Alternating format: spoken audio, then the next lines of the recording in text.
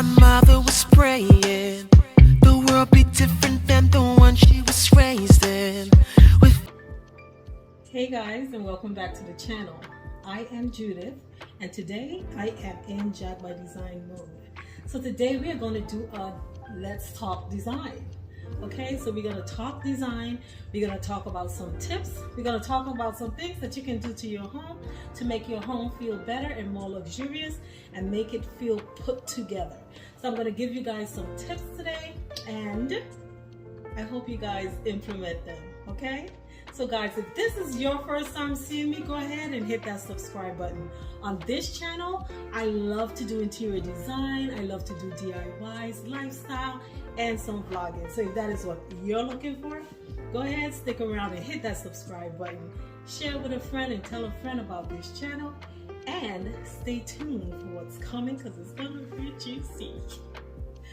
Okay guys, let's get into it. I'll see you on the other side. Okay guys, so let's get into it. Today is gonna be juicy. We're gonna talk about some stuff. We're gonna get you right. Now, everything that I say here, you do not have to implement, or you don't even have to agree with. I'm speaking from a designer's standpoint and the things that we do as designers to pull a space together. So if you want your space to look together, then take these tips and run with them. Okay, run with them. Let's run this marathon. So I'm going to give you guys a few tips, a few errors that I still continue to see, and things that I think you guys should know and be more knowledgeable about. Okay, so like I said, I'm going to be speaking from a designer's standpoint, so some of this may seem over your head and some of it may seem like, girl, bye please, right? But if you implement these, I guarantee you, your home would look okay. So guys, let's jump into it. The first thing, I got my list here so I can stay on track, because I can get very winded when I'm ready. So I got my list, child. I got, like, you see that? 2 pages worth of stuff. So we gotta run through this real quick. I'm gonna touch and go. Okay, so the first thing we're gonna talk about is hanging these artworks. Okay guys, the issue that I am seeing is people are hanging artwork too low. Sometimes you don't have an option, but if you don't have an option, your space will tell you that you don't have an option. But your space will also tell you when you do have an option, okay? So the rule of thumb is to hang artwork at line of sight, right? Which is 5 feet, 10 inches at center, not to the bottom of your piece, but to the center of your piece. That's where that measurement belongs. Okay, the next thing I always tell people, if you're hanging a piece of artwork that is next to a doorway, a door frame, always try to keep it below the door frame unless you go in really big scale. Okay, so remember that. Use the top of your door frame, the top of your windows, and if you're above that, when you look at it, it's gonna look off. Okay, just think about it. Your eyes gonna do this. It's gonna look off. You're hanging an artwork that's a straight piece. Your doorway is a straight line, so you want that straight line to either continue this way or it can drop. But for it to go up, it's gonna look off. Okay, so watch how high you hang your artwork. Now, when you do have to hang an artwork, and let's give prime example like this. I wanted, these artwork are not huge, so because I wanted them to take up the majority of the wall, so I did hang these at 5 feet 10 at center. But do you see how much space I have between my console table and the bottom of the artwork? It's a lot. So what you want to do now is you want to create height on the actual piece that is hanging over. So the way that I created height is I did the high, this direction my hand is going, oh, this way.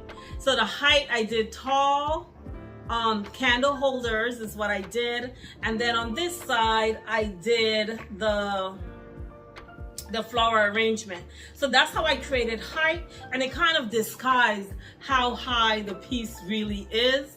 Your eye is not drawn to how that's a big gap, but your eye have other things of interest that's pulling it in, so it's taking away that void space.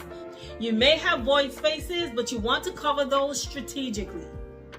Okay, so tip number 2, if you want to make your space feel very grand, try using oversized pieces. Okay, so pieces that seems kind of big and they're going to take up a lot of that void visual space. Try using those and it will make your space feel much more elevated and feel more grand. Okay, so you definitely want to use things like, say, bigger vases or very large artwork. Those would elevate a space. Those would make the space feel more grand, and it is just one item versus you having a lot of stuff going on a wall or going on in a corner or even on top of a table. If you use big pieces, it will create this more grand look, but you have to know how to put those big pieces together. You don't want to clutter it with too much other things. You don't want to clutter it with other big things. You need that hierarchy, and your big piece should be a hierarchy and nothing else should be competing with it. Okay, so that is how you would get that grand look. So if you want your console table, your wall, your corner to create this grand look, you try putting large pieces in those areas and you will see how it looks. The next one, number 3, guys, do not be afraid of dark colors. Yes, you have to remember, neutrals will never go old. Neutrals will never go out of trend. It's neutral. You need neutral to create any palette.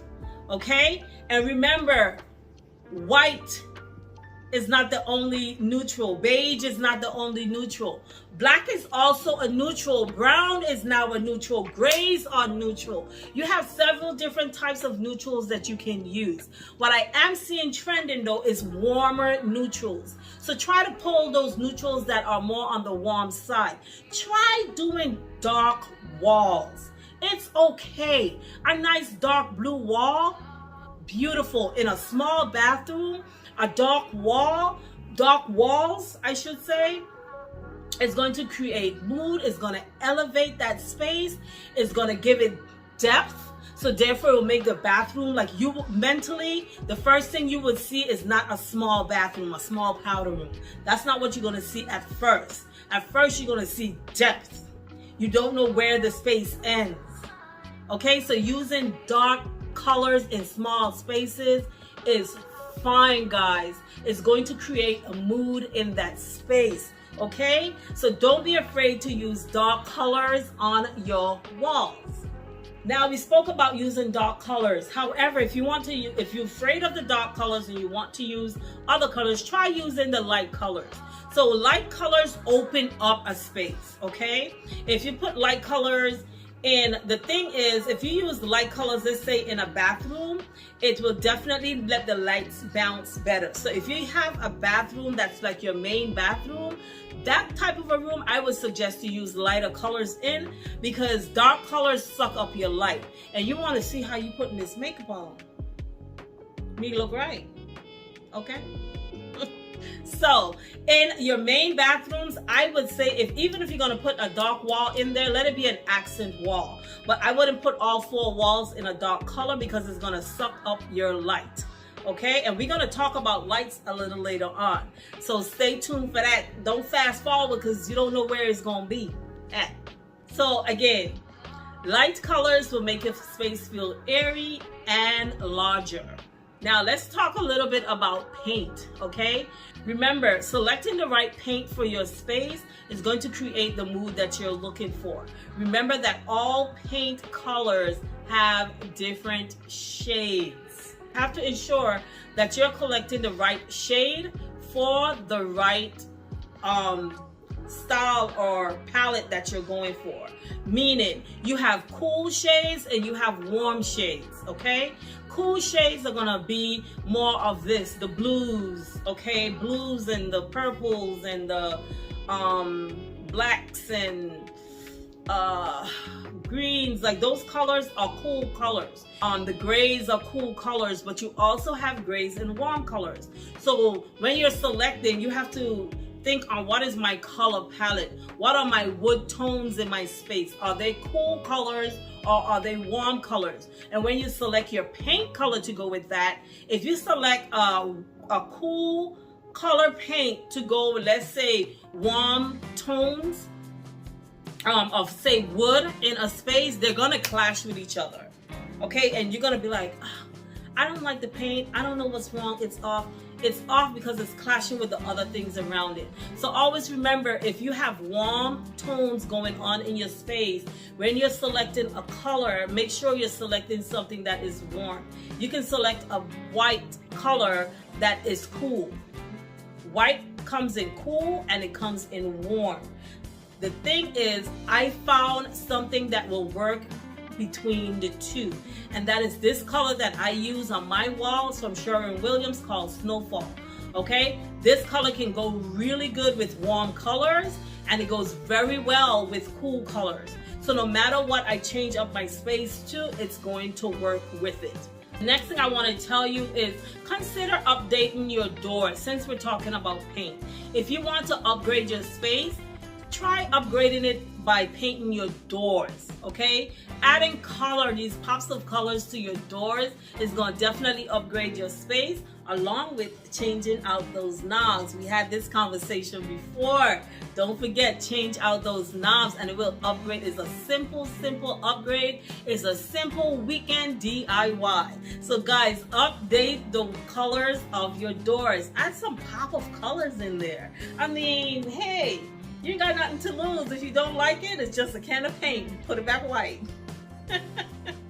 The next thing we're going to talk about is layering your windows. You guys know that I have a petite about window treatment. So we're going to talk about the layering part first. So if you want to layer your windows, there are different ways that you can layer your windows. Guys, let's not put different color draperies on the same rod. There is something called a double rod. If you want to hang draperies and then a share, put the share on a different rod. Let it fall behind of the drapery.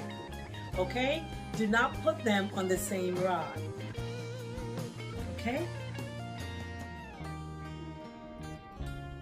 Let's have a moment of silence. Let's have a moment of silence. The two window treatments on the same rod. Guys, don't do it. I keep talking about it and I'm gonna keep talking about it every time I do Let's Talk Design. I'm gonna tell you guys, don't do that. Don't do it. You're trying to elevate your space. If you're gonna go buy the draperies, go ahead and buy a double rod. Stop, don't be cheap. Do it, okay? The next thing we're gonna talk about is wood tones. So when you're going out there shopping and you're buying your pieces, try to buy pieces where the wood tones are timeless, okay? You want to use these timeless wood tones so that when trend or even your design style changes, because my design style changes all the time. And I think that's because I am a designer and I have a lot of insight on what's going on in the design world or what's coming up. So when you select wood tones, you want to select wood tones that's going to be like always in and not falling out of style. Like, let's think of mahogany. Mahogany goes in, out, and when it comes in, it's only a short period of time before she's gone. She ain't got no place over here. She gone. She's all over there on the traditional side. Nobody won't see her no more. So a good wood tone to select, yeah, so like walnut and oak, those are two really good ones. So guys, when you're selecting, I like to select one of these two because they give you a large variety of colors that is very timeless, okay? Worked very, very well. Okay, there are others, but walnut is one that I gravitate to, and I gravitate towards it because it's a very timeless wood, and the different shades that you can get out of it is very, very timeless. Okay, so when you're buying your pieces, consider your wood tones. Also, when you're purchasing your pieces, if they are in the same room, meaning you can visually see them, please ensure that those woods match with each other. Either they're the same color or the same tone, but you don't want them to be too far apart from each other. They're gonna stand out like a sore thumb. So think on those when you are selecting your pieces, and ensure that your pieces coordinate with each other. Number 8, create a design that is very eclectic, okay? It doesn't look like a furniture store, but it looks like over time, you put these different pieces together and they started to complement each other. Create a design that is very timeless. And in doing so, try to add certain pieces that you know is timeless. And one of the great things I've seen, and I'm so happy that I'm seeing it very popular now, and it's becoming, when things become popular, they become affordable. So it's not that they were not there before, they were always there, but they were not affordable. Now they are affordable. And what I'm talking about is different stones, marble, travertine. These things are now becoming more available to the mass. And now that now you guys can afford these things, because they used to be very expensive to acquire anything that's marble or anything that's travertine. The price was not for the common man. Now we can get these things. I mean, you can find them in home goods. So if you find a very good marble piece, grab it, hold on to it. It's gonna last you a lifetime. And in design, they've always been a part of design. They just was not affordable. So guys, get your marble pieces, get your travertine pieces, but do not overdo it, okay? Don't overdo it. But get these pieces. When you see a really good piece, get that piece, because they're so affordable now and they can just work across the board. So invest in these type of accessories for your spaces. The next thing I want to talk about is, you hear me saying this a lot in my videos, is that I created a vignette. What is a vignette? What is a vignette? According to Google, in terms of decorating and interior design, vignettes are small visual compositions made up of grouped together decorative objects. So you can create vignettes on council tables, on your shelves, sideboards, even your countertops. You can create a vignette, okay? You can have more than one vignette on a council table. It's just a grouping of things put together that complement each other, and it creates a decor style for you, okay? So create vignettes, especially when you're styling shelves. If you guys haven't seen my last video, go and check it out, and you will see how I created vignettes on each shelf that I had in my space. And that was why the styling started to work for me, is because I decided to go ahead and just created some vignettes.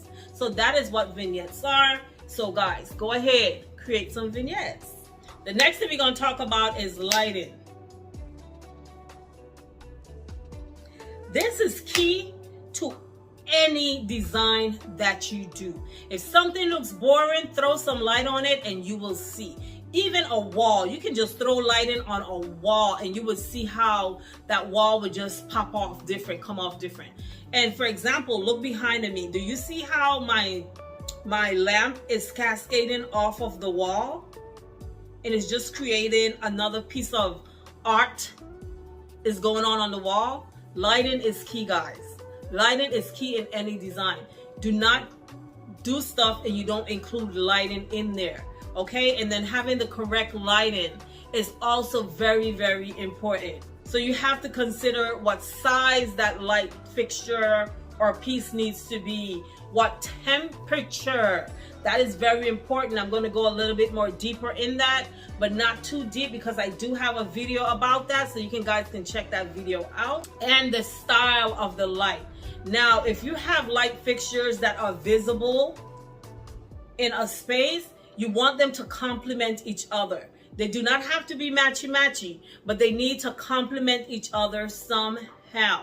And whether it's the shade that you're putting on, if it's like, say, a glass see-through shade, and then you want to make sure the other one also has that, or maybe you have different metals. You want to make sure those metals complement each other. So try, if you have a different style light, then you want to match back your metals.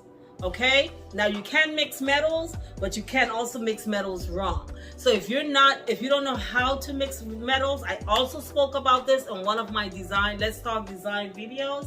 So guys, make sure that your light fixtures complement each other. Okay, also make sure that they are the right size. You do not want to put a light fixture in a space that is too small. And I see a lot of people having a lot of confusion in terms of the terminology when it comes to a pendant versus a chandelier. I spoke about this already in one of my videos, my lighting video, and I'm gonna just mention it here real quick. A chandelier, the lights point upwards. Your bulbs are pointing upwards. A pendant, they're pointing down. Okay? That's it. I'm not gonna go any deeper. I think that's very simple. So when you're confused and you're trying to figure out, is this a chandelier or is this a pendant? That's how you know. So back to light and temperature. So your light and temperature that you will have in your kitchen versus your living room will be different. The light temperature that you will have in your bedroom versus your bathroom will be different. Okay, so but ensure that where it is visible across the space, you don't have, like, let's say you have the recessed lights and you have 6 recessed lights and you have 5 of them are warm and 1 is cool. Every time you walk into that space, that one that's cool is gonna pop out at you, okay, because it's wrong. Always ensure that you have the same temperature lights across the board in your spaces. Turn your lights into a piece of art. The next one we're going to talk about is selecting your carpet colors and the size. When you're selecting, if you have a space, most of these homes, when you walk into the home, you have the foyer, and then on this side you may have, let's say, a dining room or a formal living room, and then on this side you may have a dining room, right? Guys, if you're gonna put a rug in your dining room, in your living room, and then one here at the foyer, they need to complement each other, either in design or in color. Okay? Period. They need to complement each other. You do not want to have too much different carpets going on, or rugs, I should say, sorry, going on, because it's going to affect the look that you're going for in your space, and it can take away from that elevated grandness that you're looking for in your space. So when you're selecting your rugs, always select your rugs that complement each other, if not the same rugs going across the board. Now, we're not going to talk about the size of your rugs because I have a video on that. So guys, check out my educational playlist, and you guys will see all the things that I have spoken about as it relates to design. Okay guys, the next thing we're going to talk about is your walls. Stop ignoring your walls. Your walls is a part of design. When you're designing your space, you have to consider the floor, the wall, and your ceiling. They are all a part of the design, and they are all what brings a space together. Consider adding things like moldings to the wall, or even wall covering, or even adding an accent wall. Do something to the walls. Stop leaving these walls bare, because the space will always feel unfinished. You do not have to always put artwork on a wall. artwork can start to become too much. It's starting to look like an art gallery. But what you can do is you can add some texture to the wall. Maybe line wash a wall. You just put art on that wall by line washing it. Add some moldings to the wall. What moldings do is it adds value to your home. You have to remember that. It will add value to your home. So you want to add these things to your space. Don't look at it as though, what if I get tired of it? Just do something that is timeless. Okay, remember that's the key word in today's video. Doing things that are timeless. Okay, so add things to the walls. Stop ignoring your walls, and then when the space doesn't feel put together, you throw artwork on the wall. Stop doing it. Don't do it. No more. We ain't doing it. The next thing we're gonna talk about that's driving me nuts. I'm seeing it in new build homes, and I'm like, what are you doing? Like, why? Why you do that? Like, this is a new build, new construction. Why are we doing it? Guys, when you're hanging a TV on a wall, try to hang your TVs either one, recess it into the wall, or have your mount where you can have it flat against the wall. Okay? There are mounts that can make it be flat on the wall. There are mounts that can pull it up and, you turn it out. You can do all of that, but at the end of the day, you can still be flat on the wall. Let me tell you what happens, okay? When you walk into a space, you do not want to be distracted by seeing the mount on the back of the TV. It distracts everything. It takes your focus off of how beautiful the home itself should be looking, because now you're seeing the back of a TV, you're seeing the mount, you're seeing some of the wires, all of that. Try your best to keep your mounts to be more flat, or if you don't have to maneuver your TV, use a mount that will keep the TV flat. If you're doing a built-in, then do a recess for the TV. Okay guys, that's the end of today's video. I just gave you guys a few tips that can elevate your home and make your home look timeless. Guys, if you put any of these into place, let me know. Let's chat it up down in the description. If there's something that you didn't understand or you didn't get, just ask me down in the description and I will be sure to explain it, because maybe someone else also have that question and they didn't want to ask. So go ahead and leave me some comments down in the description, and I will definitely be getting back to you. Guys, I hope you guys enjoyed this video. Let me know if you like this type of content so I can do it more often. It's just that sometimes when I see things on YouTube where people are teaching you guys how to do stuff, or you're probably watching what they're doing and thinking, oh, that's how you do it, it doesn't tickle me in a good way. And then I said, you know what? I need to go do a video to let people know this is not how you do it, okay? So most times, that's how these videos come up. But if you guys love this kind of content, let me know, and I will do more of this type of content. In any case, guys, I'll see you guys on my next upload, and let's talk design another time. Bye, guys, and see you later. Ciao. I started with a bun and I ended with this mess. Like, what is this? Like, did I give out too much tips? I think I gave out too much tips, child, because my hair wasn't having it. When I was just a child, my mother was praying the world be